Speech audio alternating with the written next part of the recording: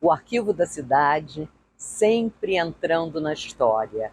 Também com esse panorama, esse prédio magnífico que reúne toda a memória do Rio de Janeiro, nós temos aqui atrás o Morro da Providência, antiga favela que deu o nome de favela. E vamos ter um depoimento carioquíssimo de uma pessoa que está sendo esperada por todos nas artes, na cultura, mas principalmente na música. É uma figura que nasceu em Copacabana e que toda a sua obra musical se refere ao Rio de Janeiro. É por isso que ela viaja pelo mundo todo. Vocês sabem quem é? Joyce.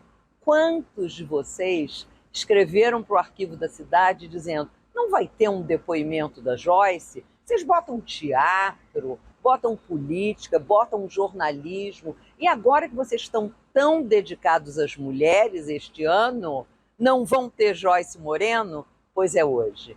Vocês vão se divertir, relembrar, ficar encantados com a simpatia, a cultura e a carioquice de Joyce. Um beijo, Joyce. Obrigado, Rosa Maria. Vamos começar mais um depoimento carioca aqui em Botafogo, Maitá, na casa, no dia 21 de março de 2024, não posso esquecer da data, na casa de uma das maiores compositoras, cantoras, violonistas do Brasil, certamente, e atuando há muito tempo já no Brasil e no exterior. Pioneiríssima, né, no versado em primeira pessoa, no feminino. A gente está falando aqui da grande Joyce Moreno. Obrigado, Joyce. Ô, Pedro Paulo, obrigada. Por nos receber aqui. Obrigada a vocês todos aqui, estou adorando. Então, vamos lá. Vamos início. Tua infância, você é do Rio, Carioca da Gema, de Copacabana. Posto 6. Posto 6. Como é que foi tua infância ali no Posto 6? Posto 6 da década de 50, né? Posto 6 da década de 50. Aliás, o Rio de Janeiro, até uma certa altura, era um paraíso mesmo, né? Era um lugar paradisíaco para crianças e adolescentes, assim, de um modo geral, né? Muita praia, claro, tinha toda essa coisa da praia, que era uma delícia, mas tinha também muita coisa de música, tinha um carnavalzinho de rua, tinha essas coisas todas, e minha casa era uma casa muito musical. Minha mãe eu fui criada por mãe solo, né? Sim. Tinha eu e mais 2 irmãos mais velhos que eu, que já eram adolescentes quando eu nasci. E um deles, inclusive, músico, e por causa dele eu comecei a tocar violão. O Newton, né? O Newton, que eu fiquei eu pegava o violão dele quando ele saía. Mas a casa tinha muita música o tempo todo, então minha mãe ouvia muita música, meus irmãos ouviam muita música, então, e tinha o rádio. Sim. Né? Ainda não tinha televisão quando eu era criança, mas tinha o rádio. E o que? O Rádio Nacional tocando? Rádio Nacional, Rádio Marinque Veiga. Aí depois, à medida que o tempo foi passando, aí começou a ter umas rádios mais pop daquela época, o que era assim, João Gilberto, Tamba Trio, para a minha geração, né? Silvia Telles, né? A nossa geração de adolescentes, o pop era isso, né? Então, tinha a Rádio Tamoio, isso era muito legal. Mas, enfim, eu tenho muita lembrança de toda essa coisa muito musical a vida inteira na minha casa. Mas né? os discos, a sua mãe escutava? Direto, né? direto. Da música, ela gostava muito de um jazz mais antigo, assim, tipo aquelas big bands, Tommy Dorsey, Benny Goodman, não sei o quê, que era coisa da era do swing, que era a juventude dela, né? Mas ela também gostava do Sinatra, isso ela me aplicou Sinatra, que eu sou fã até hoje, adoro, né? Você já citou coisas de cantoras que te influenciaram, inclusive, na sua forma de escrever, né? A própria Billie Holiday. Né? Na verdade, a Billie Holiday era mais aquela coisa do My Man, né? Como a Edith Piaf também tinha isso, né? Na verdade, o My Man da Billie Holiday é uma versão do monônimo da Edith Piaf. Elas falavam isso com muita naturalidade. Quando eu falei, aos 19, foi o mundo caiu em cima de mim. Mas voltando à minha infância, então tinha isso, né? E a gente ouvia da música brasileira muita coisa do lado da minha mãe. Era assim, ela gostava de Noel Rosa, gostava do Caymmi, gostava dos sambas de Geraldo Pereira, essas coisas assim, Wilson Batista, esses sambas que a gente ouvia até na rua, né, nos bailinhos de carnaval. O pessoal do samba do morro, o samba do Estácio. Ela ouvia tudo isso e ouvia também esse samba urbano do Noel, né, e Caymmi, que era assim, um som de infância total, né? Aí vem os meus irmãos adolescentes com a bossa nova, aí começa também a aparecer a bossa nova em casa, né? Então aí já vem Silvia Telles, já vem um outro tipo de... e João Gilberto, principalmente, né? João Gilberto no topo de tudo sempre. Né? Mas você lá pelos seus 10, 12 anos, e que começou a ver o teu irmão indo para a turma já... ele era muito amigo. Assistindo Johnny Alf, bababá, né? Tinha esse negócio da Boate Plaza, né? A Boate Plaza. Meu irmão, a Boate Plaza ficava ali na Princesa Isabel, naquela altura ali, né? Final de Copacabana. Final não, ali é supostamente o início, no final de Copacabana morávamos nós, no posto 6. Mas, então eles iam lá, meu irmão, com os amigos dele, ele tinha muitos amigos músicos, ele era amicíssimo do Menescal, desde garotos, foram colegas de colégio. Assim, Luiz Carlos Vinhas, Leni Andrade, o grupo de músicos que tocava com o Menescal e que também fazia baile com meu irmão, que meu irmão era músico de baile, então tinha Elmir Deodato tocando acordeon. Olha só. João Palma de bateria, Sérgio Barroso de baixo, assim, só aquelas figuras assim que depois viriam a ser muito famosos no instrumental brasileiro, né? Mas nessa época Bebeto também, não? Bebeto não, Bebeto já era do Tamba Trio. E, aliás, eu era super fã do Bebeto. Mas, nessa época, esses músicos todos faziam a domingueira da Bebê com Bingo 7, que era o conjunto do meu irmão. Olha. Então, isso já acontecia mesmo, né? Aí eu fui adolescendo e ouvindo essas coisas, aí já abre um outro universo, né? E você estudava em Ipanema, no Colégio São Paulo, não é isso? Nesse período aí. Isso. E como é que você tem amizades até hoje dessa época? Tem figuras que estudaram ali contigo, que foram para a música? Como é que é o ambiente ali? Tem o Colégio São Paulo, muitas cantoras foram alunas do Colégio São Paulo. Agora, na minha turma era eu só que tinha. Nas turmas anteriores, assim, que eu nem cheguei a conhecer na época, né, fui conhecer depois, mas sei que elas estudaram lá, Dulce Nunes e Wanda Sá. Mas isso foi muito antes de mim. Isso aí provavelmente eu estava no primário, quando elas já estavam no ginásio ou mesmo no ensino médio, né? Da minha época, aí na minha turma era eu, e abaixo de mim, as mais novas, tinha Ângela Rorô e Lucina. E Gracinha Leporassi também, que também estudaram no Colégio São Paulo. Não sei se tem alguma coisa a ver com isso, né? Mas, enfim, um celeirozinho de cantores. Sim. E aí você, com a turma lá, você começou aí você, de fato, pegando o violão do teu irmão, e você resolveu, por conta própria, autodidata ainda, começar a estudar o violão. Queria que você me contasse um pouco, que eu sei que logo depois você vai estudar com o Jodacil, né? Me conta um pouco. Então, eu peguei o violão com 14 anos e fiquei tentando. Meu irmão saía o dia inteiro, né? Trabalhava, estudava, fazia as coisas dele, e eu ficava com aquele violão ali à disposição, fui pegando, comecei a tentar reproduzir e comecei a aprender a tocar. Mas só que eu tocava as posições, eu fazia tudo errado. Então, dos 14 aos 18, o pessoal achava que eu tocava até bem. Eu dei aula de violão, mas não sei como, que as malucas iam ter aula comigo, porque eu nunca tinha aprendido nada, não podia ensinar uma coisa que ninguém me ensinou para mim, né? Mas isso era até de praxe, né? Porque o Menescal e o Carlinhos Lira fizeram isso lá, a Academia do Violão, né? Eles fizeram, mas eu tenho certeza que eles tinham melhores conhecimentos teóricos do que eu. Eu saía aprendendo sozinha e, eventualmente, eu dava umas aulas para colegas e tal, né? Mas eu comecei a achar que eu realmente precisava melhorar e fui ao Jodacil Damasceno. O Jodacil é um capítulo à parte, aí eu já tinha 18 anos e cheguei lá querendo mesmo endireitar. E quando eu fiz as primeiras posições, ele falou para mim: parece uma mão de macaco. Eu falei, pô, legal, obrigada.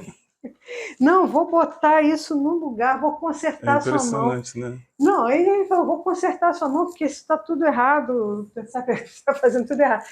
E consertou, não é que consertou?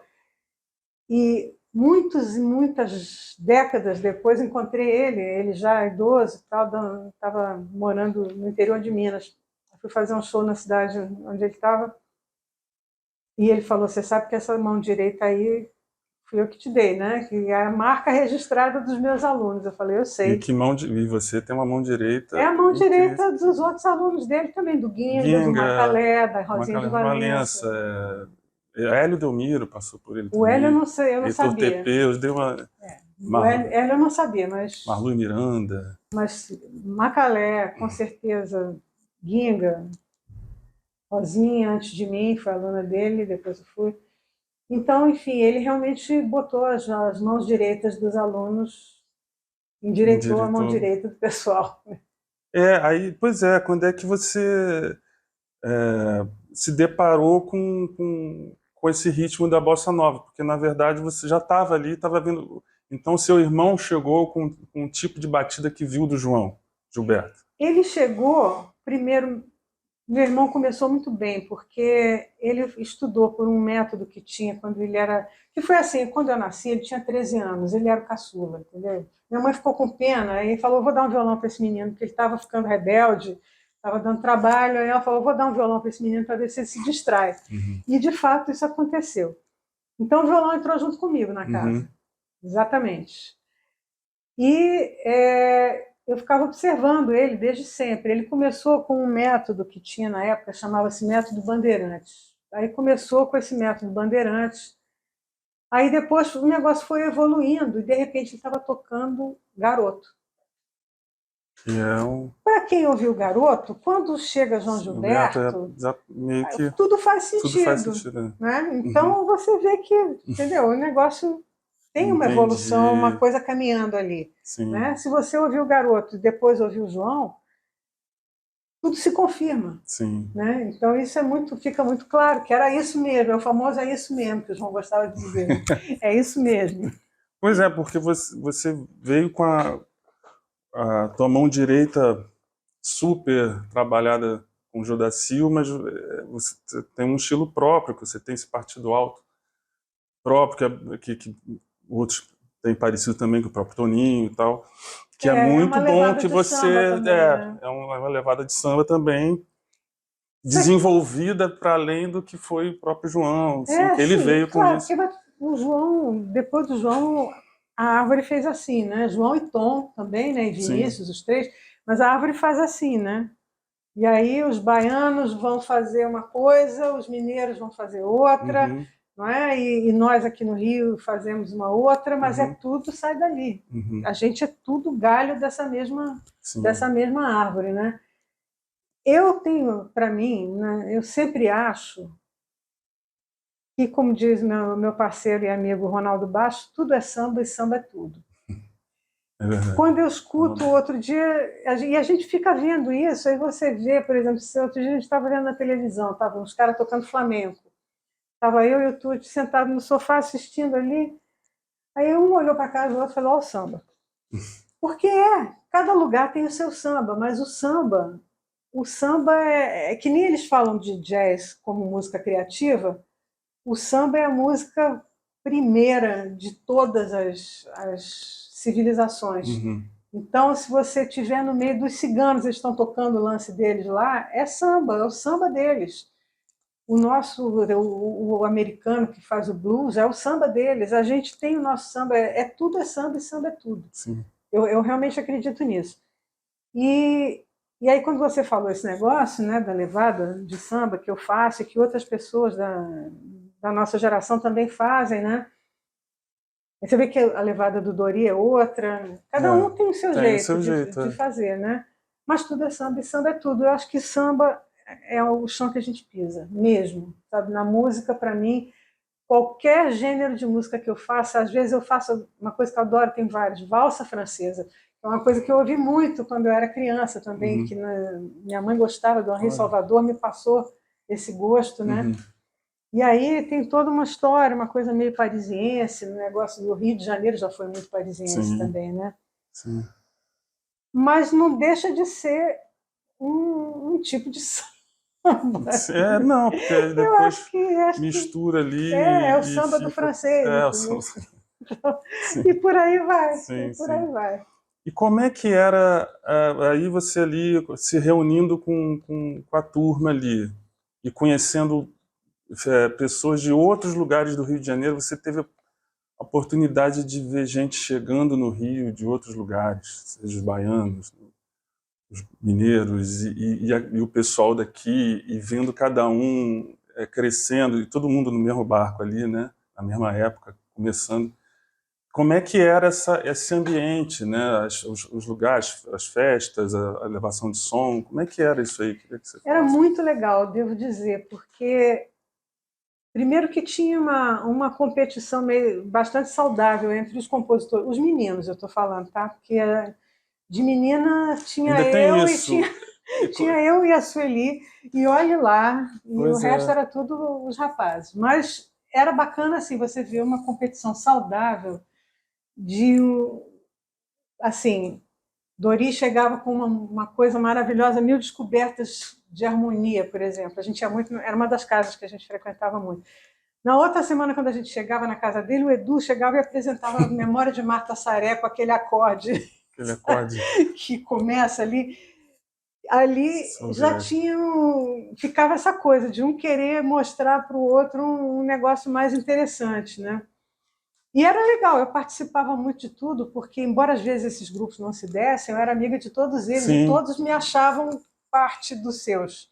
Né? Então, tinha o pessoal da Bahia, Caetano, Gil, Torquato, Bethânia e tal.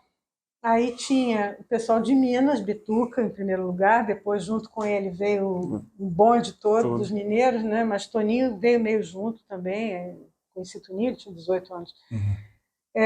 Aí tinha nós, a turma dos cariocas, né, que é Edu, Dori, Marcos, né, a turma dos Francis também, os músicos do Rio. Né? Aí tinha, dentro do Rio de Janeiro também tinha o pessoal do samba, que estava trazendo uma novidade, que era Paulinho da Viola, Elton Medeiros, Maurício Tapajós. Aí já era uma outra tribo, mas que eu também era parte dessa tribo. Então, tudo isso era muito legal. Mas como é que você chegou nessa tribo? Também você saía do ambiente da Zona Sul e encontrava, ou era como é que era esse trânsito? Na verdade, na época, essas tribos eram todas de Zona Sul, até o samba, porque Sim, o Paulinho é de Botafogo, o Maurício Tapajós também era de Botafogo. Pinheiro Guimarães, 53. O Elton era de Lucas, eu acho, mas ele vinha para cá, enfim. Então, era muito, a gente se reunia muito aqui, nas casas das pessoas. Né? As reuniões eram muito nas casas das pessoas. Tinha uma Calé, que foi meu primeiro parceiro assim, de música. Eu fazia música sempre sozinha. A primeira pessoa que me pediu parceria, tinha eu 19 anos de idade, foi Jardes Macalé. E eram modinhas que ele fazia, umas coisas assim. Aí fazíamos choros e modinhas. Então, isso foi antes da Tropicália. Antes dele ir para Londres, de ter aquela coisa toda aqui de Gotham City e tal. Mas, enfim, todos esses grupos, nas casas de uns de outros, tinham umas casas que recebiam muito bem dos mais velhos também. Vinícius recebia todo mundo, literalmente. Era um lugar que você podia chegar, estava bem chegado. Tom Jobim já era um pouco mais reservado, mas a gente frequentava demais lá, até por causa do Paulinho, né? Que era dessa nossa turma, né? Que a turma dos um pouquinho mais novos, que éramos eu, Danilo, Paulinho, Ronaldo, enfim, era uma turma ligeiramente... Mas quando você tem 20 anos, tem um abismo, né? Assim. 2, 3 anos faz uma diferença. Faz uma diferença, mas na verdade hoje em dia não faz mais diferença nenhuma, mas tudo bem. Mas enfim, todos esses grupos, né? E tinha a casa do Luizinho Essa, que era uma coisa à parte. Né? Quando fechava o último bar no Leblon... E ele era mais velho, né? Mas ele era o mais velho que era o jovial. Ele era mais do que eu, 12 anos. Eu me lembro, quando eu tinha 20, ele tinha 32. Mas era uma casa que a gente fechava, não tinha mais para onde ir. Aí passava ali na Visconde de Albuquerque, se tivesse uma luz acesa, aí era certo que a gente ia tocar lá. E tinha 2 pianos de cauda numa sala pequena, e ficava todo mundo em volta do piano ali, e ele explicando os acordes, dizendo, não, esse aqui é isso aqui, com isso, com aquilo e tal, e todo mundo ali ouvindo. A masterclass. Masterclass de grátis, uma coisa maravilhosa. Várias vezes. Todos aprendemos muito lá. Tinha a turma da Tijuca também, Gonzaguinha, Ivan, né? Ivan, Aldir. E também, Aldir não, mas Gonzaguinha e Ivan eram habituês também, lá da casa do vizinho, também frequentavam muito lá. Era a turma que ficava em volta do piano, Bituca, Dori. Dori já estava trabalhando com ele como copista. Aí tinha subido um pouco na escala ali, né? De status.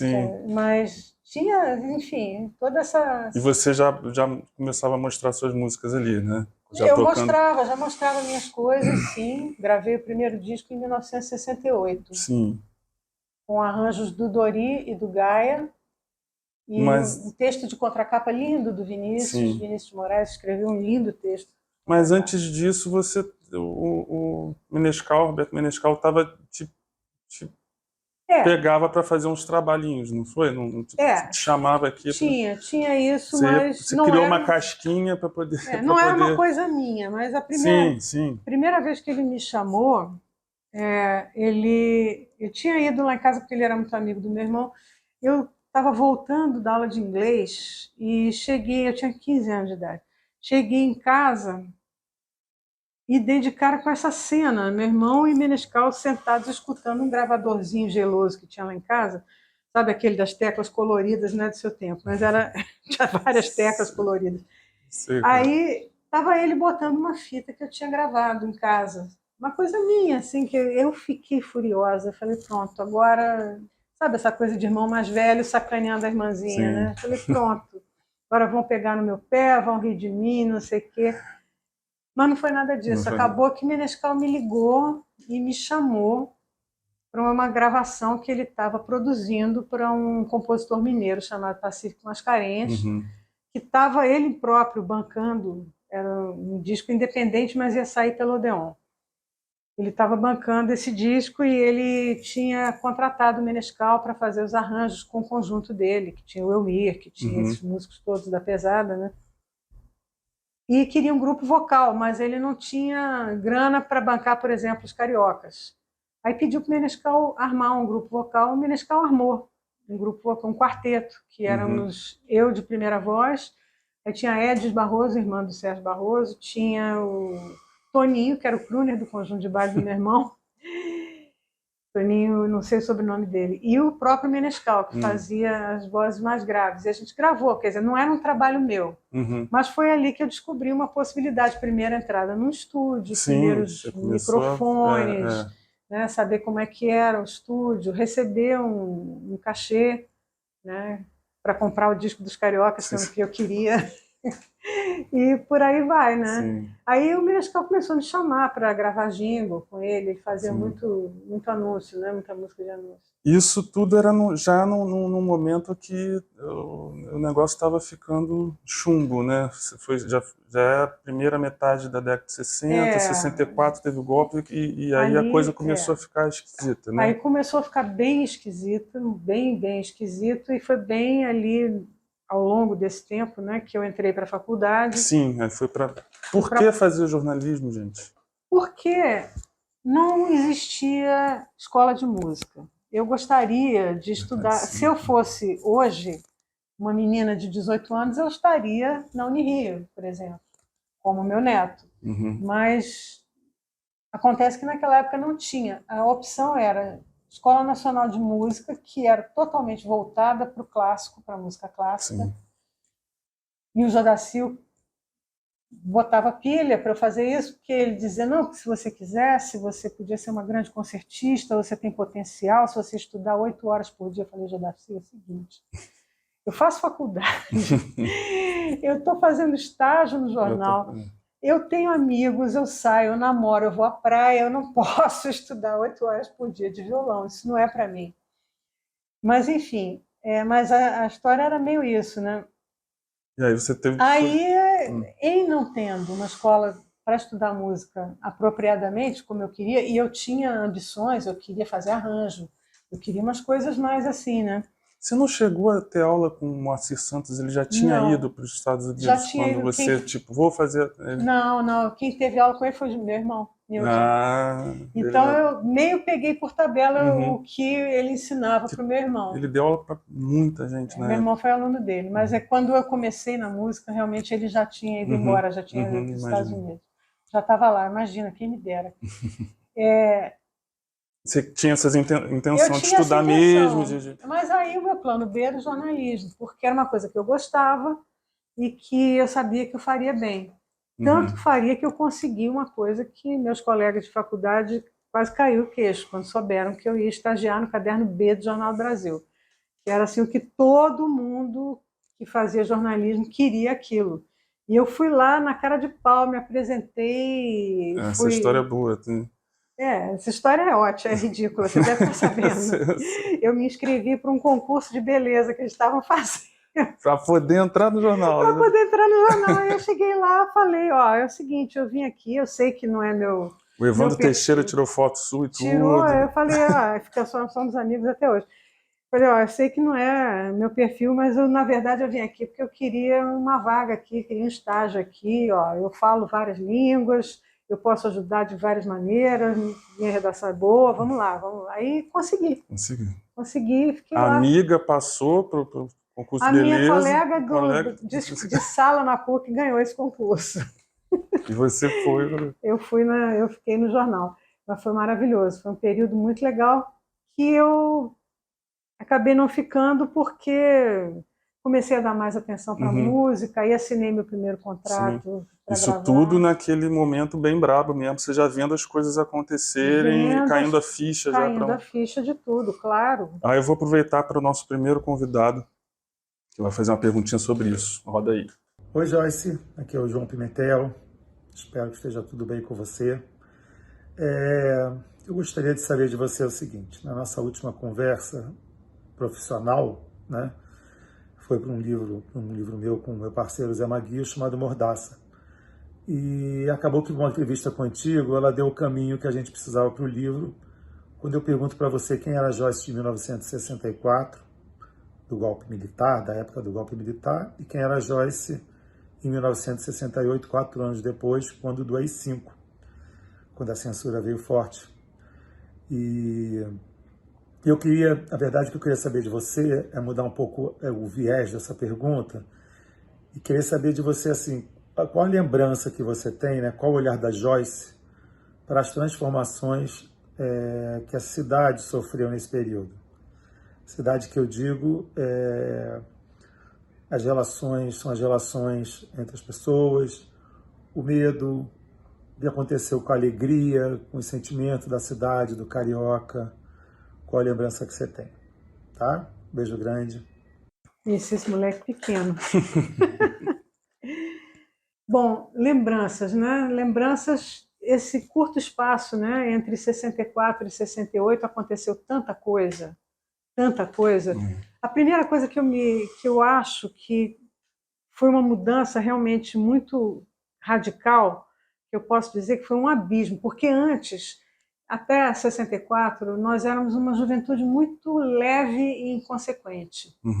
Então era tudo barquinho, sabe? Tudo sol, sal, sul, tudo amor, o sorriso e a flor, era uma coisa muito leve.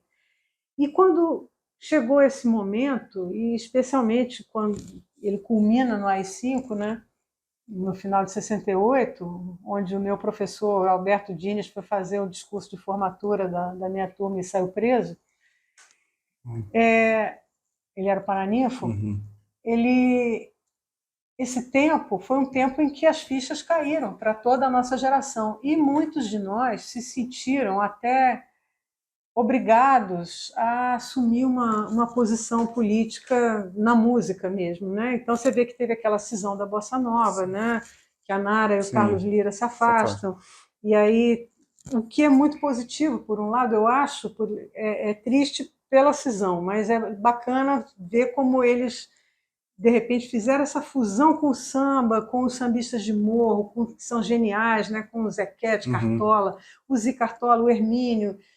Sérgio Cabral, pai, todas essas pessoas são pessoas que foram muito importantes para aquele momento, para que houvesse essa fusão, né? Essa mistura dessas culturas cariocas diferentes, né? Isso foi muito, muito importante e bacana. Mas para nós que éramos adolescentes ali naquela época, eu vejo isso, eu vejo que a nossa geração realmente perdeu a leveza.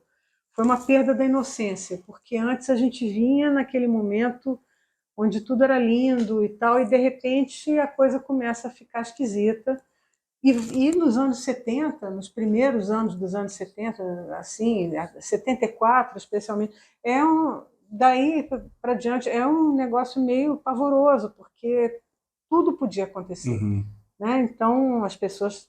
Você estava passando uma pessoa com uma roupa, um cabelo, sabe, um negócio diferente, você estava sempre em risco ali. Visado, muito visado. Então tudo isso... Você participou de reuniões para poder auxiliar a frente de resistência, não teve isso? Tinha muito, tinha na casa do Rui Guerra, principalmente. Isso, o Rui era o anfitrião dessas reuniões, então o pessoal da música, o pessoal do teatro e do cinema, né, que eram as áreas que ele militava profissionalmente, né, ia todo mundo lá, e organizava-se shows e passeatas também. Participei de várias, mas nunca passeata como estudante.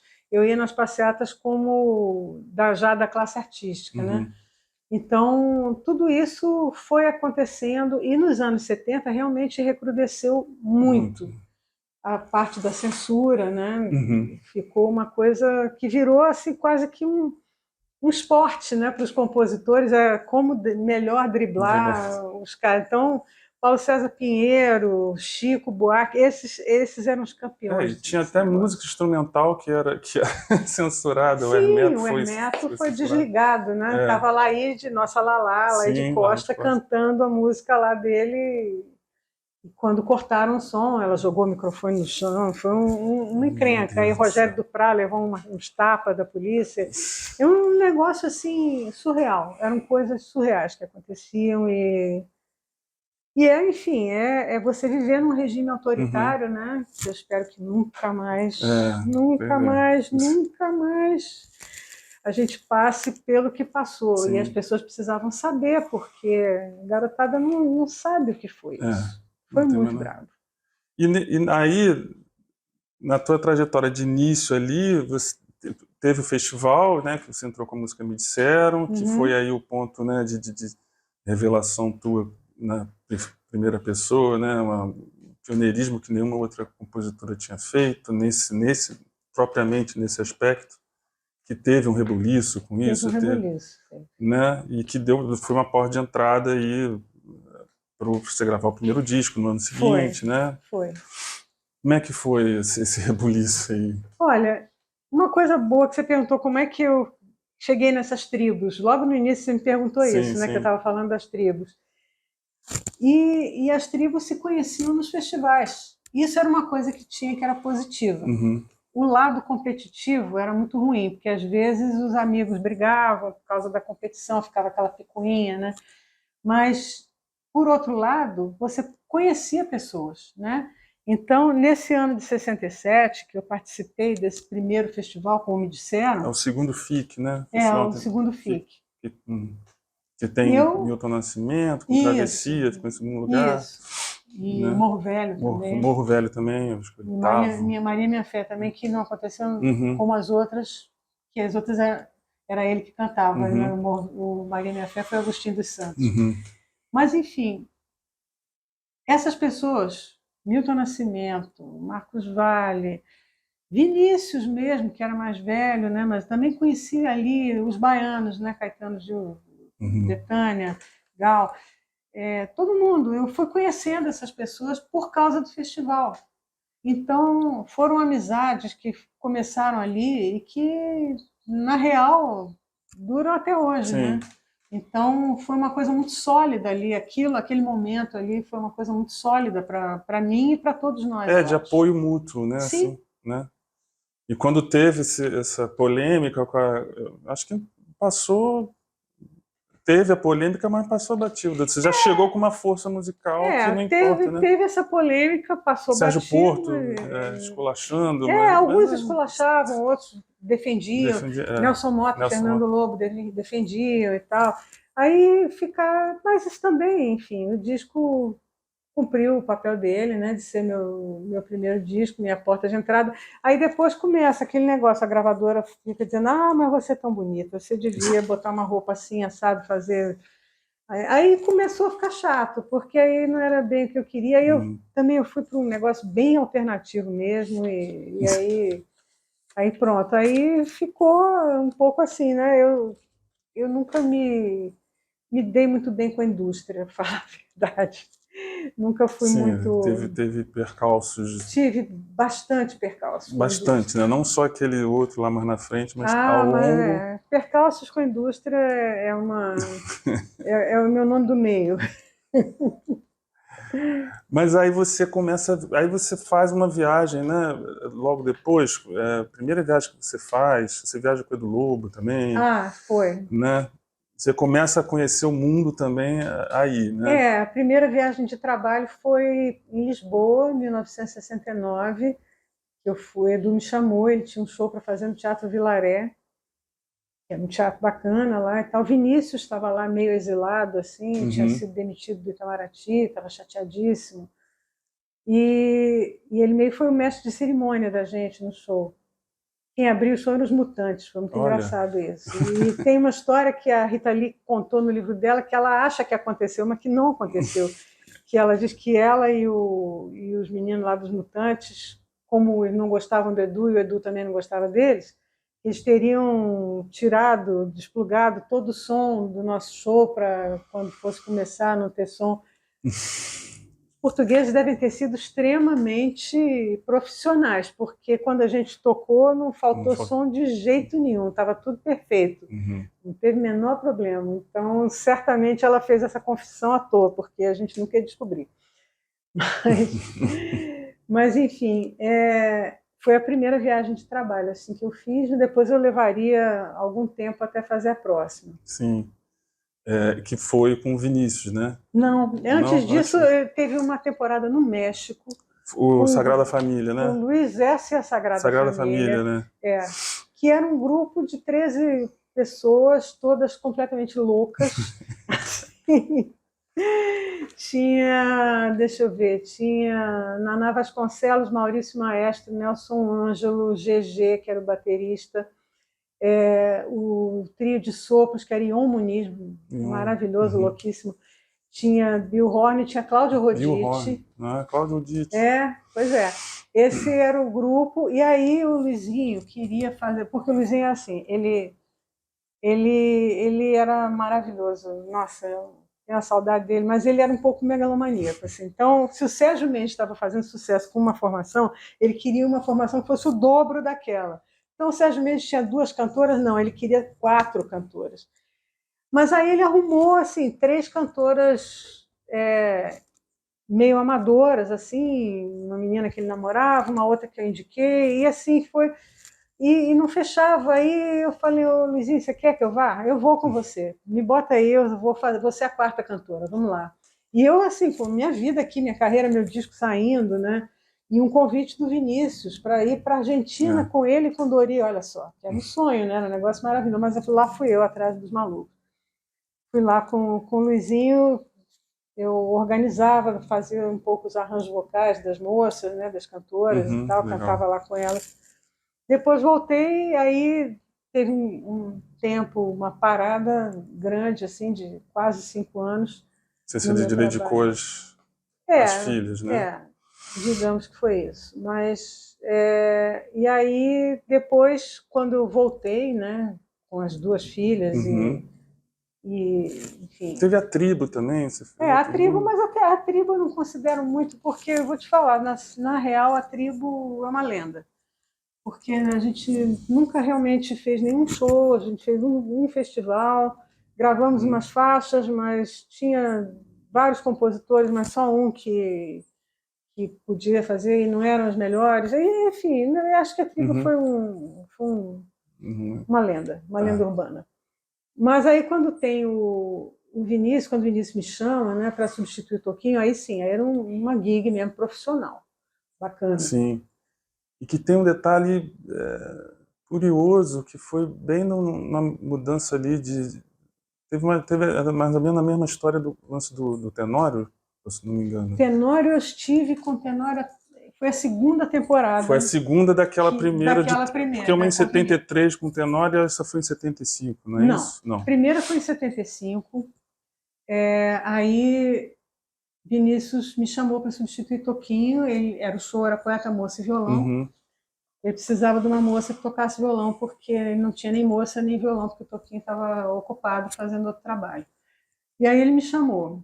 E eu montei um pequeno trio, chamei um baixo, a bateria, e fomos para essa... E eu de violão, e fizemos essa turnê. Começamos em Punta del Este, depois fomos para Montevidéu, depois Buenos Aires, onde Edu Lobo encontrou com a gente, aí já trazendo o Tenório com ele.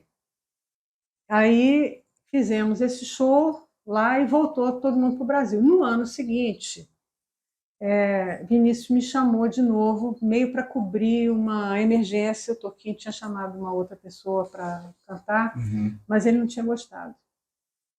Nós já tínhamos feito a turnê da Europa também, né? Onde eu gravei o disco Passarinho Urbano, foi em novembro de 75. Já a turnê na Europa, já com um Toquinho de volta, mas ainda comigo. Então tinha poeta, moça e violões.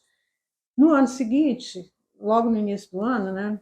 Aí teve isso, que o Toquinho chamou uma cantora que não tinha dado certo, o Vinícius me ligou, perguntou se eu podia ir de emergência lá para terminar a temporada com eles. E eu fui, a gente ainda fez um restinho de Punta del Este, fizemos Montevidéu, aí Buenos Aires não ia ter cantora. Eu voltei para o Brasil e eles seguiram. Foi nessa que o Tenório dançou. Foi nessa. Porque eu tive com eles e com o Tenório, especificamente, né, exatamente até Montevidéu. Quando eu volto para o Brasil, eles vão para Buenos Aires, e aí acontece. Tenório foi sequestrado e morto. E tem, enfim, suspeitas de relação do Brasil com enfim, coisa que é uma história que não... Uma história horrorosa. Horrorosa. E aí você viajou depois, anos passados, você foi viajando muito, muita coisa aconteceu, né, do teu trabalho para o mundo, de uma forma... Você nunca foi seduzida para sair do Rio de Janeiro, sair do Brasil? Assim, a tua relação com o Rio, ela é tão forte que você viajou tanto, fez tanto trabalho fora, muito reconhecida fora, e falei, tipo, não, daqui do Rio de Janeiro eu não saio. Porque teve muita gente que foi. Né? Eu tive muitas oportunidades de fazer isso, eu tive contratos de trabalho, tive todas as oportunidades possíveis que uma pessoa poderia ter para ficar no exterior. Mas a minha opção foi ficar no Rio mesmo. Eu não queria me sentir estrangeira em nenhum lugar. E aqui, eu me sinto estrangeira, até se eu for para São Paulo eu vou me sentir estrangeira. Eu quero morar na minha cidade, quero morar aqui. Aqui eu sou do Rio, eu sou para o bem e para o mal, sabe? Isso aqui é um compromisso daqueles que a gente acerta quando casa, né? Para a saúde e para a doença, né? Então, minha relação com o Rio de Janeiro é bem essa. Sim. E chegando já no início da década de 80, é quando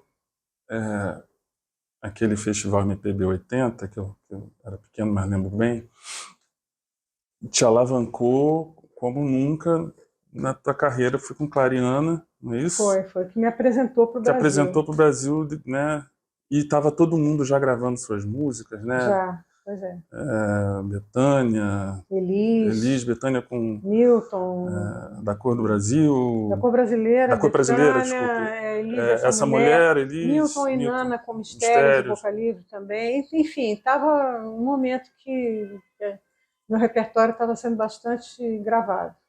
E foi por isso que eu gravei esse disco na Odeon, né, na EMI Odeon, porque eles viram que acharam que valia a pena, né, fazer um disco meu, já que tinha tanta gente gravando música minha. Sim.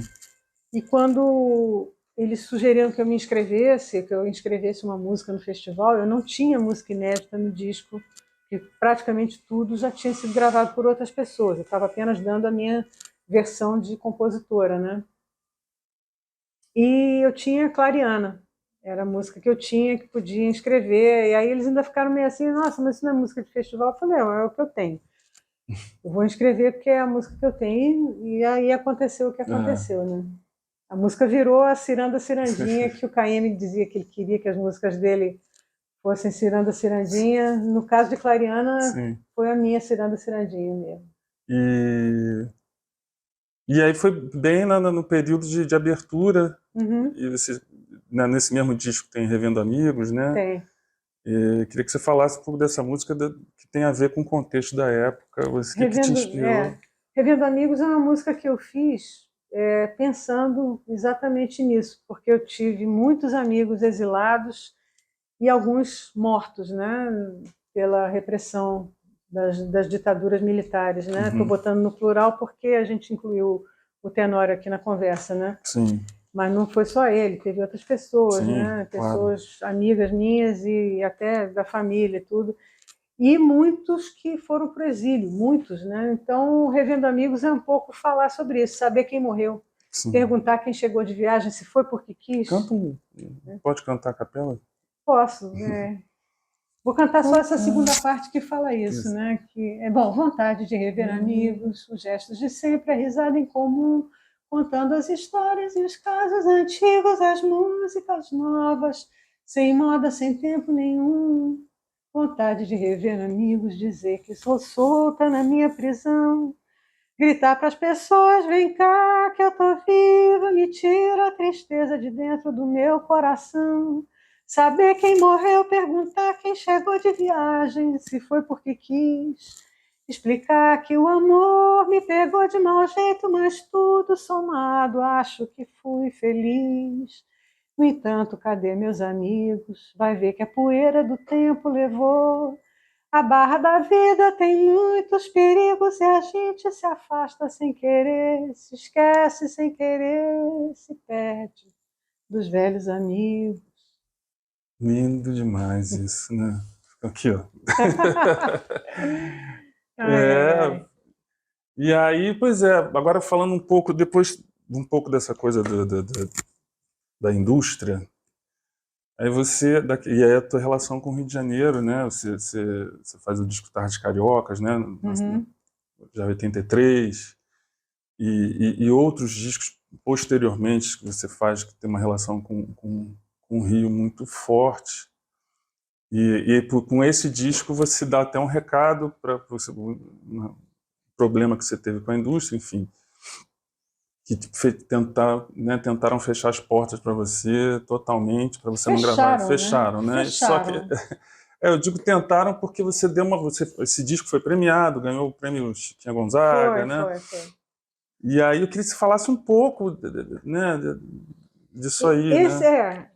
Aconteceu isso, né? Eu fui banida das majors, né? Das grandes gravadoras por ter questionado e processado, né?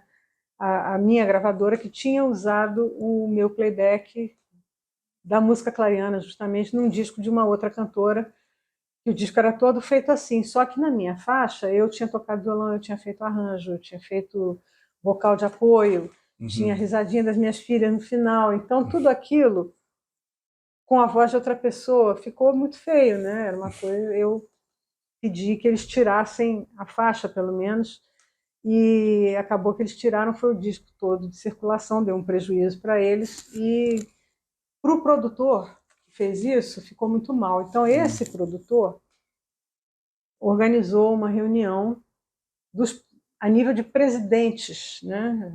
Era reunião em nível presidencial, para que todos assumissem o compromisso de que ninguém me contrataria mais,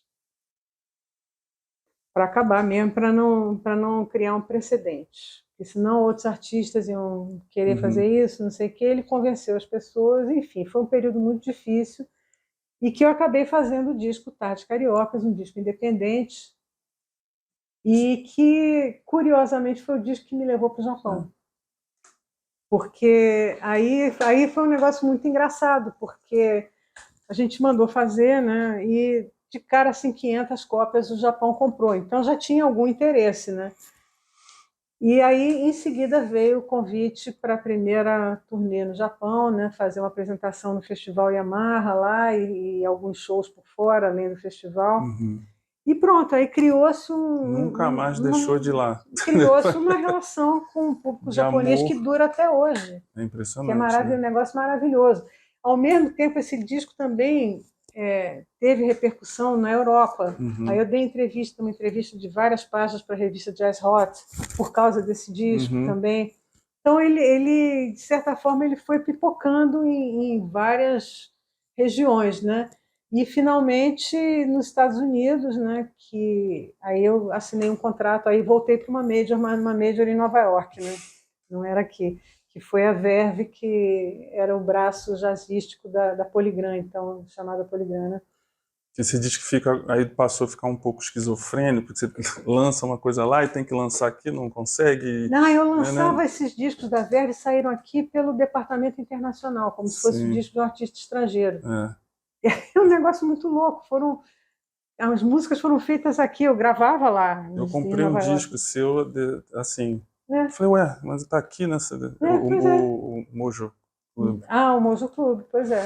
Então, e aí é isso, entendeu? A música feita, criada aqui, mas tinha que levá-la para fora para que ela pudesse ser usufruída pelas pessoas, né? De alguma forma. Pois é, aí esse é um disco que inspirado no Rio de Janeiro, seria esse Tardes Cariocas, assim, ele é, mas de uma época ali. Eu não acho que é só esse disco, não, acho que é melhor todo inspirado no Rio de Janeiro. Eu tenho um disco de voz e violão que eu fiz, que saiu também, chama Rio.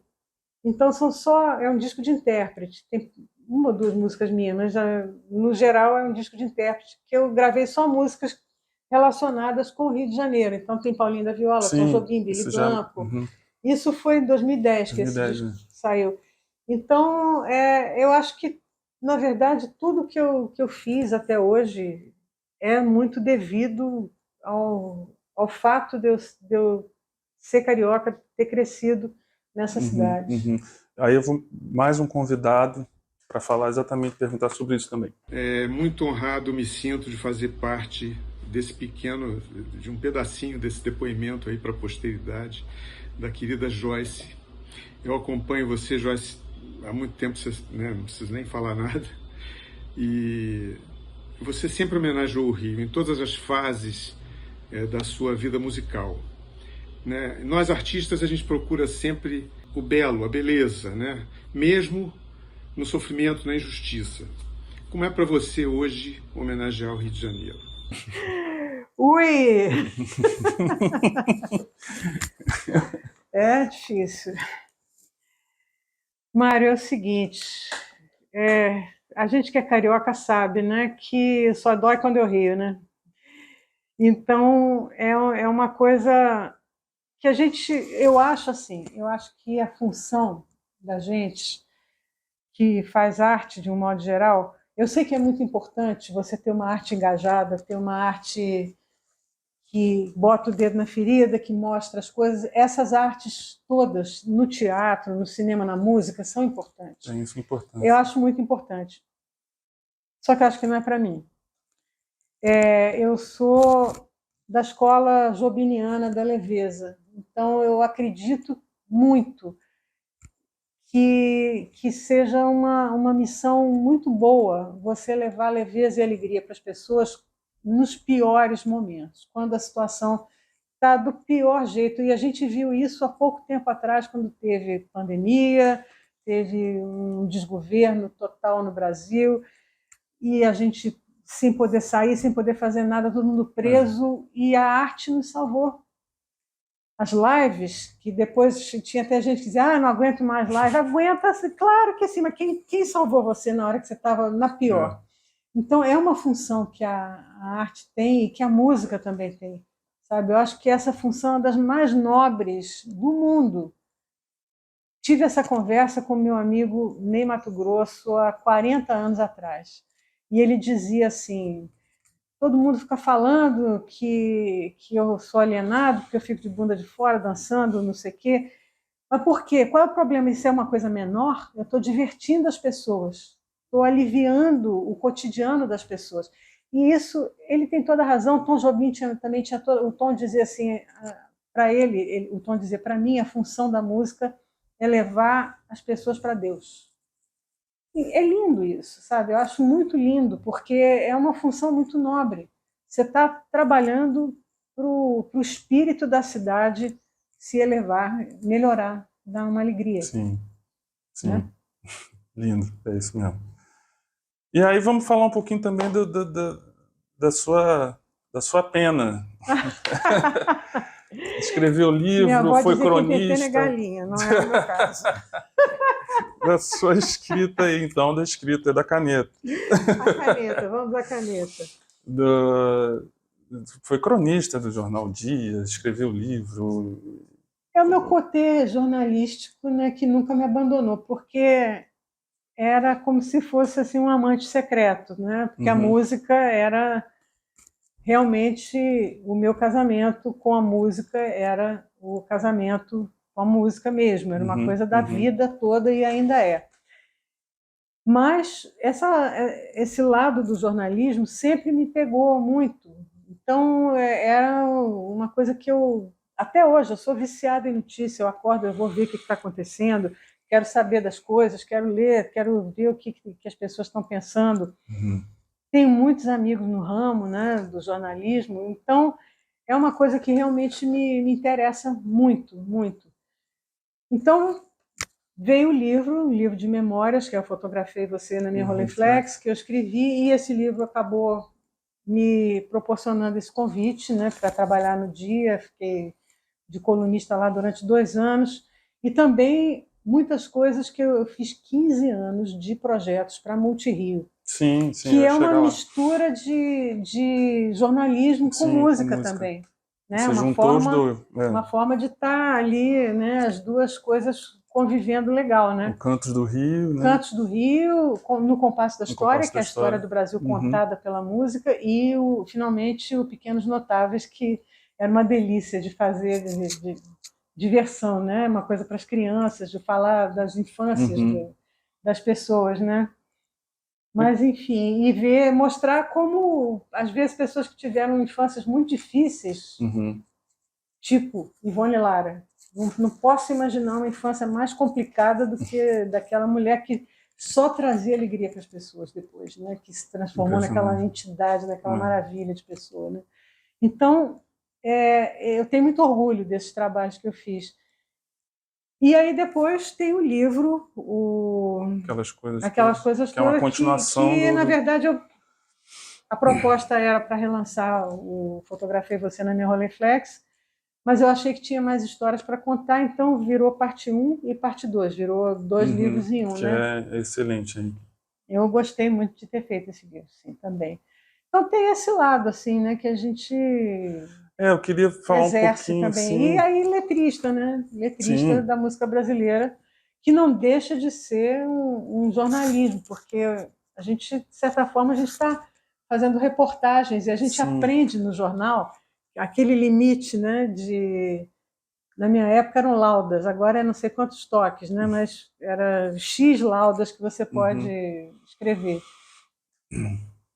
Na música também, é X compassos que você tem que contar uma história ali dentro. E aí? Sim. É mais ou menos isso. Mas o Cantos do Rio, eu queria que você falasse um pouco, porque são os cantos do Rio que você percorreu e que, de novo, você passou, né, Mangueira, João da Serrinha, Lapa... Bangu, Casa do Hermeto, Praça da Bandeira também, porque eu fiz parte de um que foi o Itiberê, com essa família, eu estava lá, eu lembro. Aliás, só veio músico bom daquela orquestra, é uma coisa impressionante. Mas o Cantos do Rio, a ideia era essa, era explorar a cidade, seus bairros e os seus moradores músicos, né? E a música que acontecia nos lugares. Então, por exemplo, quando eu fui entrevistar o Hermínio, a gente foi na Glória, que é onde ele foi criado, onde ele cresceu, onde ele morou até muito tempo, né? E aí vimos a escola que ele estudou, aquela coisa toda. Era muito divertido fazer isso, né? Aí Engraçado porque Elton Medeiros foi no Leblon, onde ele estava morando. Sim. Aí Carlos Lira em Ipanema, Edu Lobo em São Conrado, Menescal na Barra, Hermeto em Bangu. É sensacional, né? Isso, né? E aí foi muito, muito divertido e muito, muito educativo mesmo, eu acho, sabe? Mostrar a cidade através dos seus cantores, né? Sim. Daqueles que cantam a cidade. E as mulheres nessas cantoras, as artistas também, nesse... A gente teve experiências maravilhosas. Zezé Gonzaga, Leila Pinheiro. Olha, foi um espetáculo. A gente teve a própria Dona Ivone, que eu fui lá na casa dela também. A gente foi em Madureira, fomos lá no Império Serrano. Foi muito, muito bacana. Tudo muito bom. Fiquei com pena que a Alessi já tinha ido embora para São Paulo quando a gente fez esse programa, porque a gente fez um projeto de Xinguinha, eu e ela, que foi delicioso também. Isso te dá uma impressão que eu queria saber, desenvolver um pouco mais, sobre as mulheres, as cariocas, né? Ou carioca daqui mesmo ou não. Como você passou por vários lugares, a impressão que você tem da força da mulher carioca, assim, desde a Dona Ivone Lara até alguma figura aqui da Zona Sul. Qual a impressão que te traz? Assim? Na minha adolescência, as figuras da Zona Sul, tipo Leila Diniz, essas pessoas assim, com quem eu convivi, tudo, era uma coisa muito libertária e estava tudo muito ainda começando. Mas isso eu estou falando dos anos 60, da minha primeira juventude. Corta para 2024. A vibe é totalmente diferente, né? Então, como eu sou uma carioca raiz daquela fase ali, eu acho que todas as liberdades são possíveis, mas também acho que muita gente confunde feminismo e empoderamento com estar fazendo exatamente o que o patriarcado gostaria. Então eu questiono muito esse negócio. Mas quando me perguntam isso, essas questões de feminismo, acho que hoje em dia tem tantos feminismos diferentes, né, daquele feminismo raiz da onde eu venho, né? Então tem das mulheres trans, das mulheres pretas, das mulheres solo, mães solo. Eu estou sempre ao lado das mães, é meu time. Assim. Mas, enfim, eu acho que tudo isso é um grande caldeirão, né, para ser explorado e muito bem trabalhado, e as estruturas estão aí ainda para serem quebradas. Sim, muito para ser feito ainda. E tem muita coisa para fazer. Naquela época, lá voltando um pouco, você vivia, como você falou até, né? Era você e Sueli só, e como é que era o machismo era corrente ali, mas você ficava tentando saber lidar com aquilo ali, tentando, né? Na verdade, Pedro Paulo, é o seguinte, na verdade, eu era muito bem aceita em todos esses grupos, mas eu sempre sentia assim, uma certa condescendência dos meninos. Não era a paridade assim de igual para igual, sabe? Teve amigos que eram todos meus amigos dessa época que só foram me chamar para fazer parceria 20, 30 anos depois, quando caiu a ficha. Olha só. Então é um negócio muito engraçado isso, né? Porque, né, é gradual, é tudo muito gradual. Sim. Liderar a banda, instrumentistas, músicos instrumentistas, liderar a banda nos anos 80 não era brincadeira, não. E aí é aquele negócio, você tem que escolher muito bem quem você vai chamar, que você vai chamar não só, tem que ser não só um músico à altura da música que você quer fazer, né, que esteja disposto a voar junto, mas também que esteja disposto a aceitar que na liderança tem uma mulher. Sim. Então, você viu isso no Tutti? Eu vi exatamente o oposto disso no Tutti. Por isso é que deu super certo, né? Porque ele é um músico que voa total e, ao mesmo tempo, ele sempre... Mas aí é outra história, entendeu? Eu acho que o machista é basicamente um cara muito inseguro. E que quando o cara sabe o que ele vale, ele não tem problema nenhum com nada. Sim. Com nada dessas coisas. Sim. Aí o lance do Tucci é exatamente esse. Ele não tem o menor problema. Ele sabe exatamente quem ele é, a importância que ele tem, e está tudo certo. Uhum. Só dá orgulho dele, de mim e meu dele. Isso é muito legal. Você, né, costuma dizer que a MPB tem resposta para tudo, né? Sim. Aí agora eu vou te fazer uma pergunta. Se quiser desenvolver, explica, mas eu vou te fazer uma pergunta em cima disso. Mas por que você chegou nessa conclusão que a MPB tem uma resposta para tudo? Através das músicas? É tipo uma mitologia? Não, você pode conversar qualquer assunto. Eu vou te contar. Os olhos já não podem ver. Pode falar quem quiser.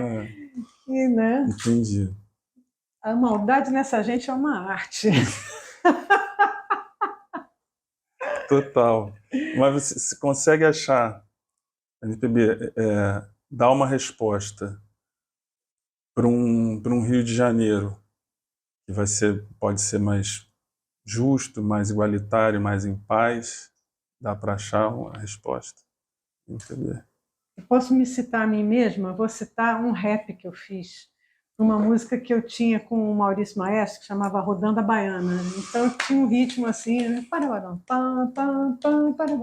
E aí lá vem para perturbar, chegou a baiana, botando a baiana para rodar, não sei o quê. E aí tinha uma hora que parava a música e entrava feito uma fala rítmica, um rap, que dizia assim: abre alas para ala de quem lava roupa suja todo dia. Vamos lá, rodando a baiana, todo mundo, swing the old black lady from Bahia. Swing the old black lady from Bahia. Ela tem colares de conta e as sandálias prontas para sambar com energia. Dignidade, nobreza, elegância, ela em última instância é a mãe, é a tia. Lava o nosso bloco de sujo, pega o de tucujo, põe de molho no tempero. Se o nosso coração é um pandeiro, a baiana é a moral do povo brasileiro. As mulheres salvam o mundo, cara. As mulheres cariocas vão salvar o mundo. Perfeito. Agora vamos para já reta final, mais uma convidada ilustre para falar, uma grande. Joyce, amei gravar a sua música, O que os meus calos dizem. E você ficou feliz? Gente, essa Lalá, nossa, além dela ser uma querida, é uma cantora única. Eu não conheço um timbre de voz parecido com dela, é uma coisa muito pessoal, muito dela mesmo, né? E é uma pessoa queridíssima. Eu não podia ter ficado mais feliz. E ainda por cima, nasceu ali uma parceria virtual, porque, na verdade, essa música nós fizemos para esse disco dela, né, que acabou virando o título dela, que meus calos dizem sobre mim, mas a música, na verdade, se chama Aurorear. Essa frase, o que meus calos dizem sobre mim, é o refrão da música, que é uma parceria minha com o Emicida. E eu nunca estive com o Emicida. E a gente foi se falando por e-mail, quer dizer, uma parceria virtual. Ele me mandou a letra, eu mandei a música e a gente fez as mudanças que queria fazer, ficamos batendo uma bola, mas tudo assim, virtualmente, por e-mail, né? Mas foi uma alegria muito grande, porque a caneta ali dele é barra pesada, é muito boa mesmo. E a música ficou bonita. Legal. E eu adorei, porque eu queria muito, que faltava assim, né, a Laíde gravar, a Lalá gravar essa música minha, adoro. Eu fiquei muito feliz. Ela cantou lindamente e a música virou assim, acho que meio uma história dela, né? Um momento dela aos 88 enfim, da vida, né? Eu ia dizer do segundo tempo, mas esse jogo não acaba assim, né? Então, enfim, acho que foi muita alegria mesmo. Legal. Muita alegria. Então, bate-bola para encerrar. Qual carioca ou a carioca que tem o espírito, que encarna o espírito do carioca para você? Pode ser mais de um. Olha, eu vou falar de Tom Jobim. Tom Jobim, acho assim, um carioca por excelência. Eu vou falar de dois cariocas. Eu acho que tem uma coisa, não sei porquê, agora me bateu uma coisa meio próxima assim, entre eles. Eu pensei no Sérgio Vieira de Mello, sabe? Sim. Carioca do Posto 6. e o que esse homem foi na diplomacia, e a vida toda que poderia ter sido e que não foi, como diria Manuel Bandeira, né? Aí é um Brasil, sabe, politicamente lindo, assim, que mediador de conflitos, bonito, né? Uma coisa bacana. Faz falta, e o Tom trazendo a elegância daquele carioca que nasceu na Tijuca e que foi morar num areal chamado Ipanema, que ninguém quase morava lá, tinha uma casa aqui, outra ali, era um areal que ele inventou aquele bairro, né? Ele com Vinícius, eles inventaram aquilo, né? Aí, quando eu leio, outro dia eu li uma coisa ridícula, dizendo assim, não, Tom Jobim, imagina, menino branco, rico, criado em Ipanema. Ipanema foi criada por ele. Rico ele também não era filho de uma professora, tinha um piano na garagem, sabe, um piano velho na garagem. Então eu morava num colégio onde a mãe dava aula. Então é uma história assim que as pessoas não entendem isso, né? Mas de qualquer maneira, eu acho que é muito interessante porque é o berço do samba e das lindas canções, né? Então a gente pode falar de todos os grandes compositores do Rio de Janeiro e todos serem representados por Tom Jobim, eu acho. Legal. Bairro preferido? No momento é esse aqui, o Maitá. Maitá. Adoro. Está há muito tempo aqui já, né? 27 anos. Eu sou cria de Copacabana, da praia, né? Mas eu gosto muito de morar aqui porque parece um bairro de passagem, mas ele tem todas essas ruas laterais com muita natureza, muita planta, muita vida selvagem, os bichinhos. Ele é muito peculiar, né, esse bairro. Eu estava cheio de macaco aqui. E o time do coração? Fluminense. Sou fluminense. Tricolor. Lá em casa tinha, minha mãe era vascaína, meus irmãos, um era botafoguense, naquela época do grande time do Botafogo, né, que tinha todos aqueles caras. E tinha o meu irmão, o mais velho de todos, que era fluminense. E ele me vendeu o Fluminense por causa do goleiro Castilho, com a sua história emocionante. Olha. Aí eu virei tricolor. Escola de samba? Portela, mas eu gosto de todas as escolas, de todas as velhas guardas. Mas a minha escola do coração é Portela. E pensa em fazer coisas aí com a Portela? Você teve lá no Canto do Rio, né? Eu tive, mas na verdade, eu nunca eu saí em escola de samba algumas vezes, mas nunca na Portela. Mas não, eu acho que seria difícil eu sair. Mas uma vez eu saí na Mocidade Independente, porque eu era muito amiga do Fernando Pinto, que era carnavalesco, e ele tinha feito. A gente fez 2 músicas juntos, né? E ele me chamou, botou no alto de um carro lá, foi uma coisa assim meio assustadora, porque você fica aquele negócio em 6 metros de altura segurando aquilo. Aí de vez em quando você faz assim. É muito assustador aquilo. Mas, enfim, aí nós fomos vice-campeões, foi o Tupinicópolis, era o enredo. Depois teve 2 escolas de segundo time que eu saí no mesmo ano. Uma foi Unidos de Cabo Sul, na ala dos amigos do Bituca, porque era Milton Nascimento era o homenageado, né? Então eu saí na ala dos amigos. E na mesma noite, na tradição, na ala dos amigos do João Nogueira, que era meu vizinho lá no Recreio dos Bandeirantes, quando eu morei lá. Então, eu tive essas experiências. Mas a minha escola de coração é a Portela. Eu amo aquela velha guarda do Portela, acho muito incrível. São os compositores assim que eu adoro. Maravilha. É isso. Então vamos terminar mais esse depoimento maravilhoso. Queria agradecer aos meus colegas do setor de promoção cultural, coordenador Pedro Paulo Malta, que está atrás dessa câmera, Bruno Fontes, está dessa câmera aqui. Agradecer a Rosa Maria Araújo, presidente do Arquivo Geral da Cidade do Rio, a Prefeitura do Rio, a Secretaria da Casa Civil e a todos os colegas do arquivo. Até a próxima. Tchau, obrigado. Joyce. Querido.